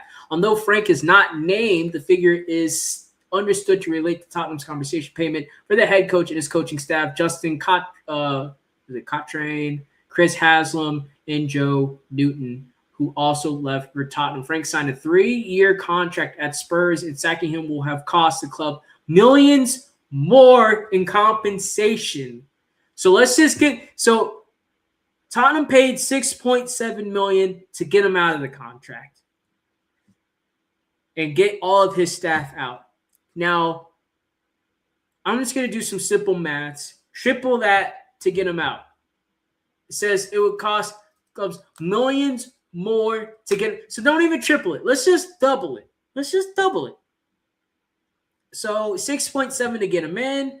Let's just say it's going to be 6.7 to get him out. So you're talking about $13 million spent on Frank to get him out of the club. You have on top of that, hold on. But I mean, it even mentions here, you have a 3-year deal. I'm not sure how much he was getting paid yearly, but you're going to have to pay out the next 2 seasons for Thomas Frank and his staff. So like I said, I'm just going to easily say let's just double it so it's $13 million, because it could probably be more, right? But I couldn't find an article that had like the exact figure he was getting paid yearly in his salary. It was just, usually just showed that 6.7 figure. So I'm just going to double that to say to bring him in with 6.7 to get him out will be the same. Will be probably more, but we're just going to do that to keep the math clean. So you got $13 million to get rid of Thomas Frank. bring him in and get rid of him. You then add on top of that, well, I got another article here. You add on top of that, when we got your girl and we made your girl one of the highest paid we got your girl, we made her one of the highest paid coaches in the world. Not even the coaches in the world, but one of the highest paid coaches in US history. So it's just kind of highlighting here, when he signed for the US, he was getting $13 million annually at Chelsea. So this is not to be compared with Frank. Like I said, we don't know what Frank was getting paid, but this is just a comparison, right? It's just a comparison of what he could be making annually. That 6.7 was just paying Brentford for him to get out of his contract. That has nothing to do with the figure of what we're saying. We're going to pay you to work here, and then how much you're going to be making a year here. That 6.7 was just to get him and his staff that he wanted to take out of their contracts at Brentford and compensate them for it. So Brentford don't owe Thomas Frank that money anymore. Essentially what happened was Tottenham came in and say, we will pay Thomas Frank the 6.7 you would owe him, as if he was seeing out his time here at the club. And we will pay him, or we will pay Brentford directly that 6. So we're not going to pay Thomas Frank that money. We're going to pay you that money directly. And then you will be compensated for that. And while you pay Thomas Frank. Okay, that's how it goes, right? The debt can't technically move from a thing to thing. So it has to just almost like necessarily, you have to wire the money to the person who's paying off the debt. You got to pay the person to pay the person to pay off the debt, right? So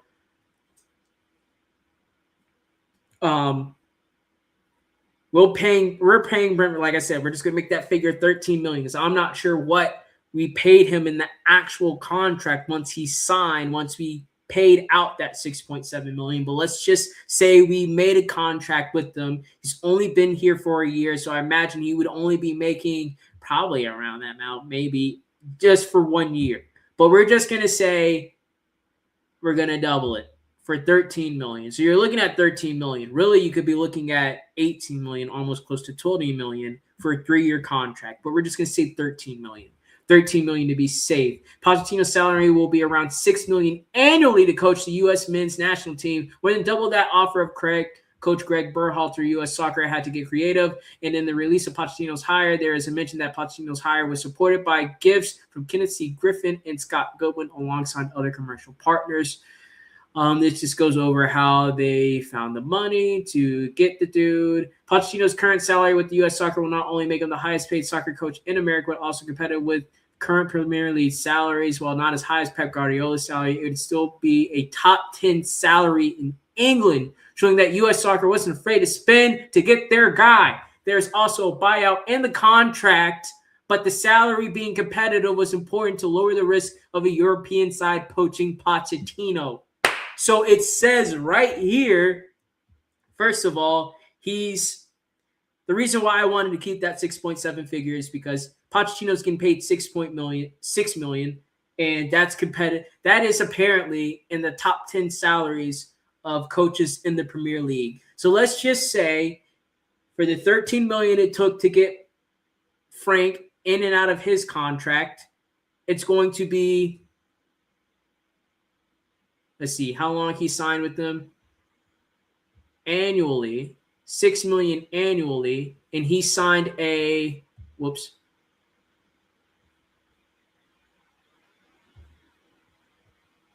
Hold on, I thought it said how long he signed.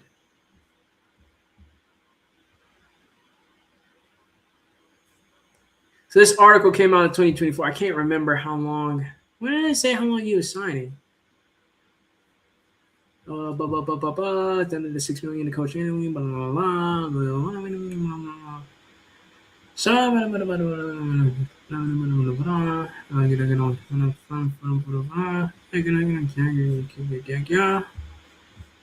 Yeah, that's it. I thought they had the amount of time.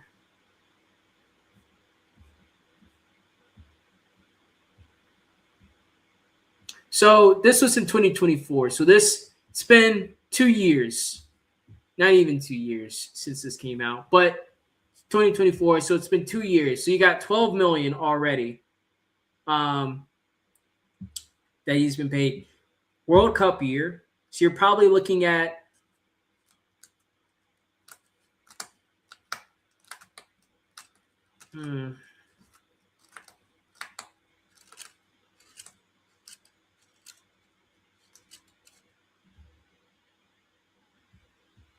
you're probably looking at 6 million, 2 years.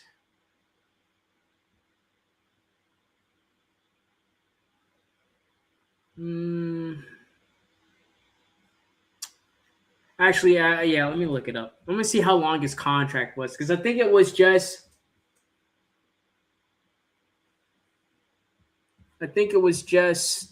for the 2 years.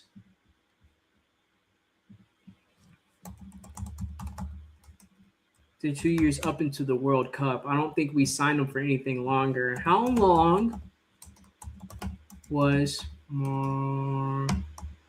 let's see, Pochettino? Whoops. Yeah, Pochettino contract. Oops, contract. This is national team.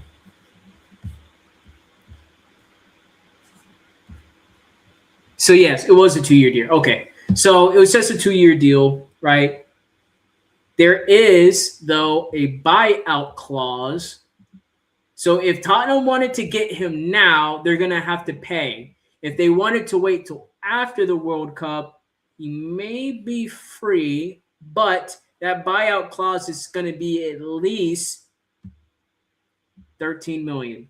So you're looking at 13 million to get Thomas Frank out of his contract, in and out of his contract. You're looking at 13 million to get Poch in and out of his contract now to bring him in as an interim. So you're looking at a total of 26 million, if not more, dollars, 26 million euros to get to hire and fire. Fire and hire, or fire and rehire, because he's already been here. So fire and rehire managers. You put on then, on top of that, at least 200 to, no, I'm just going to be safe, 250 million that you're going to spend rebuilding this squad. And again, this is not adding anything for it's not adding anything for compensation for for the players that we bring in or players that we sell, right? So I'm not putting in for money that we get from selling players. This is just simply from buying, simply from buying, right? You're going to need at least around 250 million, right? Because we're going to need a striker. We need a left winger, right? We need a proper left back who's actually going to come in. If we're actually are selling Romero or getting rid of Romero, or he's not going to be here. Maybe even Van de Ven is not going to be here. You're talking about getting a center back, right? So you're already talking about getting 3 or 4 players, right? So you are going to have to spend around that figure, 250 million, unless you want to bargain buy. You're trying to smart buy, but I don't have any trust in this recruitment team. I don't have any trust in this recruitment team. So I imagine if we are going to try to buy the players that we as fans say we want to buy, we are trying to stabilize and get this squad to the level that it needs to be, then yes, you probably are going to be around the 250 million mark. Again, not talking about bringing in or selling players and what we get from that. So 26 million plus 250 million, not exactly at 300 million. But again, like I said, as far as the compensation, we still owe Frank. As far as the actual package number that we would need for Poch, right? You're talking around that range of 375 or 275 to $300 million just to stabilize, or euros, just to stabilize where this squad is in Tottenham now. This is to stay. So I'm not saying from that now you compete for Europe or now you compete for the Champions League or now you try to compete for the Premier League. That's what I think you just need to stabilize. Just to stabilize the club. That's what's needed. So I wanted to bring that up because not to necessarily say nay to it or rain on any fans' parade, but it's going to cost money just to get the hire and fire correct or to do a hire and fire. Then let alone the money we need to invest into the actual squad itself. You're looking at upwards towards 300 million in a summer. When have we ever known Tottenham to do that in a summer? We've known to save up to 300 million, selling players, letting them go, receiving loans or funds from other entities towards our war chest, right? We've saved up to 300 million. But have we ever spent up to 300 million? Like legitimately, have we gotten up to accepting and spending 300 million? Not that we spent 300 million and it just turned out to be that way. Are we accepting 300 million's gone? We know that's gone because that's going to go towards what we need. So already look at 300 million out of our budget gone for this summer. Like that's what I'm talking about. Like, and I guess really what I'm saying, is there a plan for if it's going to be 300 million, is there a plan to actually spend that 300 million? You know what I'm saying?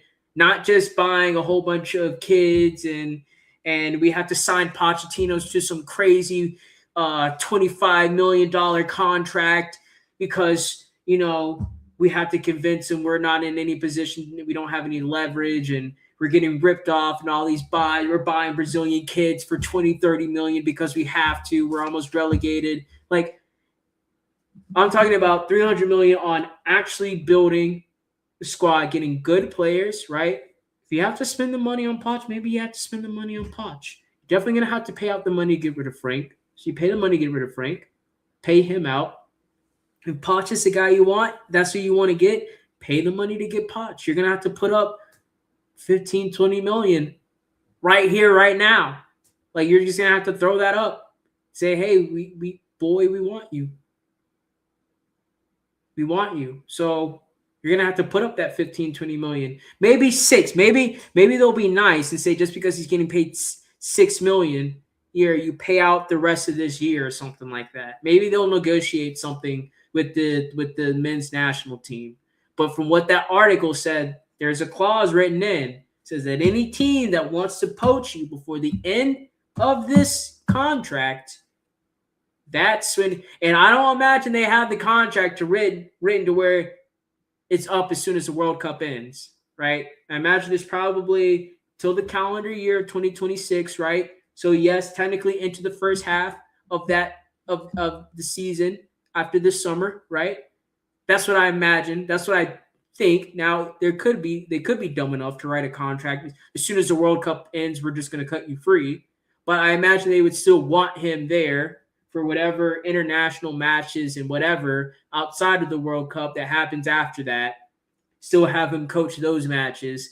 And then after the World Cup, depending on how he does and stuff, we can be looking for the next guy before the end of the calendar year, not just when the World Cup ends and we just cut you loose. Because what if there's some crazy plan where they did win the World Cup and then they just didn't sign, they just failed to sign the manager that helped them win the World Cup. So I'm sure there's, if anything, provisions that go into the end of the calendar year. So he at least coaches the national men's team, the United States national men's team after the World Cup for whatever international friendlies, whatever CONCACAF, Gold Cup, whatever other competitions that we have that they compete in, So,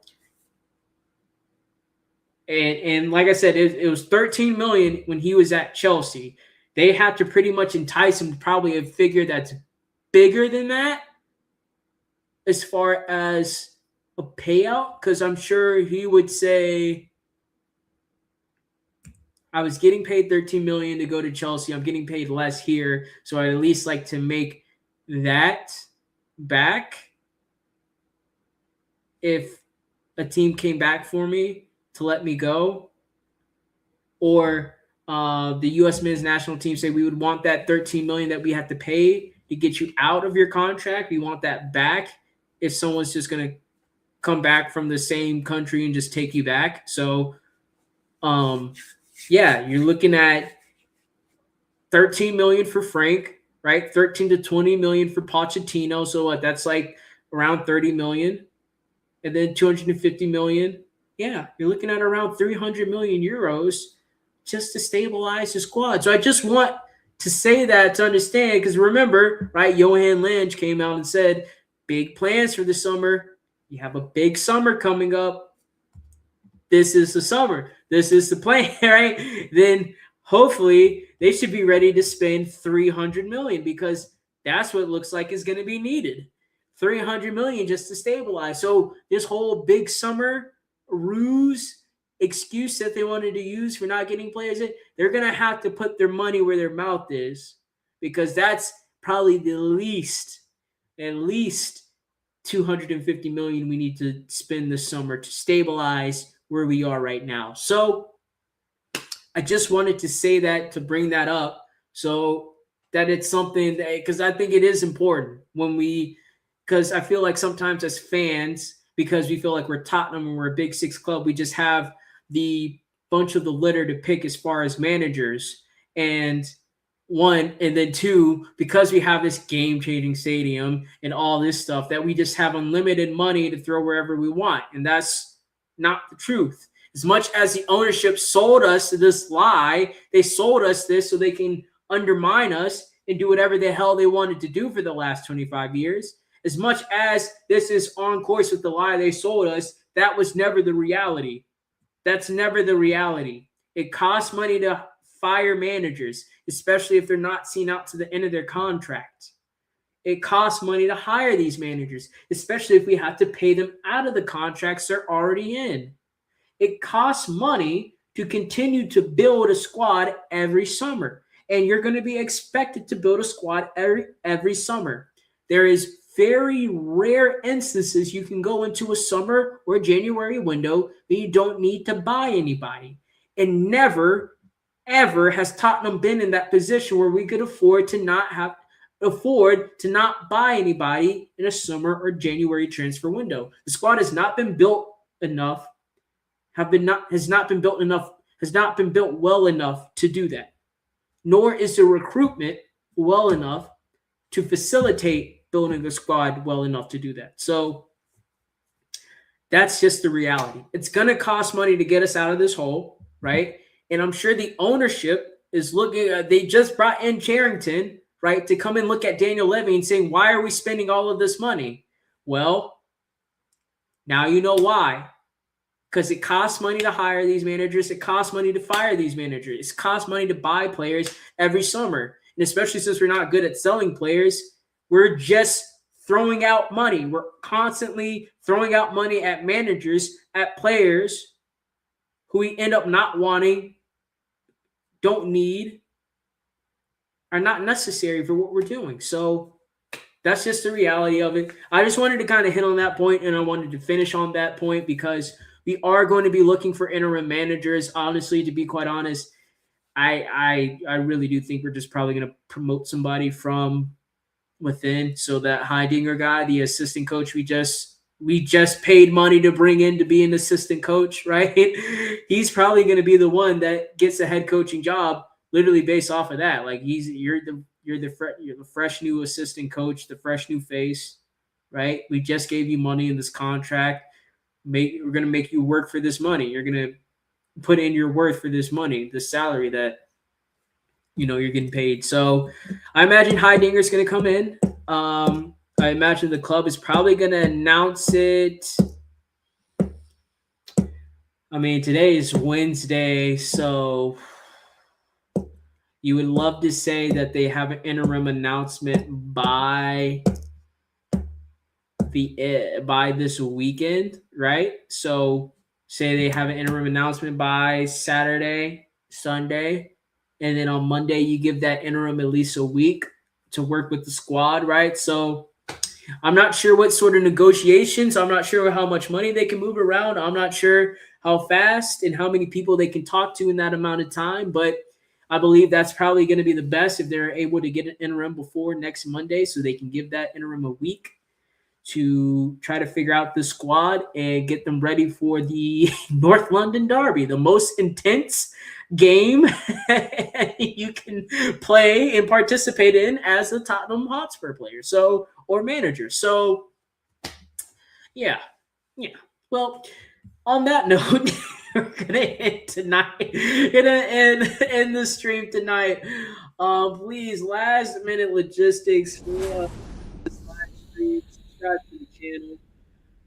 Um, come and join De La Spurs, man. Be a part of the circus, man. Be a part of the circus every Monday, Wednesday, and Friday. I'm sure you don't get bored following this team on Twitter, seeing what they do week in and week out. So follow me, uh, subscribe to the YouTube channel, like this stream, share this content. Like I said, share it with your family and friends. Let them know about De La Spurs. I'll be talking about Tottenham Hotspurs. Same 3 days, Monday, Wednesday, or Friday. Same time, 6 p.m. Central Standard Time. So go ahead and let them know. Tell them to get in on this. And you go ahead and like the stream and subscribe to the channel so you can be a part of that train as well. Well, I want to thank everybody so much for joining in tonight. 2-hour stream. 2-hour stream. I knew we were going to go a little bit longer. Obviously, a lot of stuff happened. A lot of stuff has happened in the last 24 hours with this team and the squad, this club. So it is what it is. It is what it is. But I will be back on Friday, same time, same place, delivering De La Spurs live. So I will see you then. Until then, peace.